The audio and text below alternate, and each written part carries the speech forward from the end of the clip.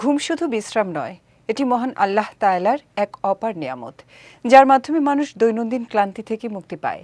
কিন্তু অনেক সময় ঘুমের মধ্যেই ভয় বা দুঃস্বপ্ন দেখা দেয়, যা ছোট বড় অনেককেই অস্থির করে তোলে।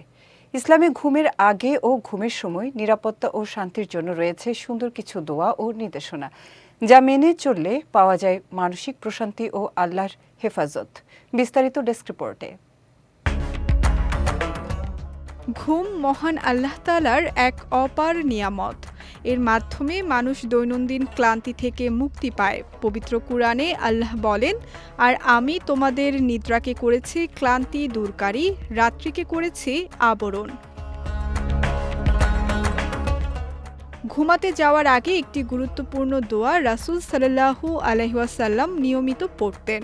হযরত হুযায়ফা রাদিয়াল্লাহু তাআলা আনহু থেকে বর্ণিত, তিনি বলেন, রাসূল সাল্লাল্লাহু আলাইহি ওয়াসাল্লাম ঘুমানোর আগে বলতেন, আল্লাহুম্মা বিসমিকা আমুতু ওয়া আহইয়া, অর্থ, হে আল্লাহ, আপনার নামেই আমি শুয়ে পড়েছি এবং আপনারই অনুগ্রহে জেগে উঠব।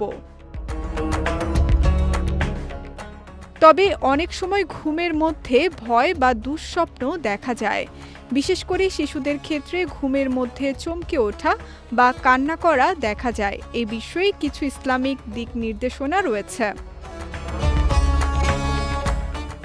ইসলামিক স্কলার শায়খ আহমদুল্লাহর মতে, এই ধরনের অবস্থায় বিশেষ করে শিশুদের ক্ষেত্রে নিয়মিত সূরা ইখলাস, সূরা ফালাক ও সূরা নাস, এই 3টি সূরা পড়ে শরীরে ফুঁ দিয়ে দেওয়া উপকারী হতে পারে। এতে আল্লাহর হিফাজত কামনা করা হয়। এছাড়া হাদিসে একটি দোয়ার কথা এসেছে, যা ঘুমের মধ্যে ভয় পেলে পড়ার নির্দেশ দেওয়া হয়েছে। দোয়াটি হলো, আউযুবি কালিমাতিল্লাহি তাম্মাতি মিন গাদাবিহি ওয়া ইকাবিহি, অর্থ, আমি আল্লাহর পরিপূর্ণ কালিমার মাধ্যমে তার গজব, শাস্তি ও সকল অনিষ্ট থেকে আশ্রয় চাই।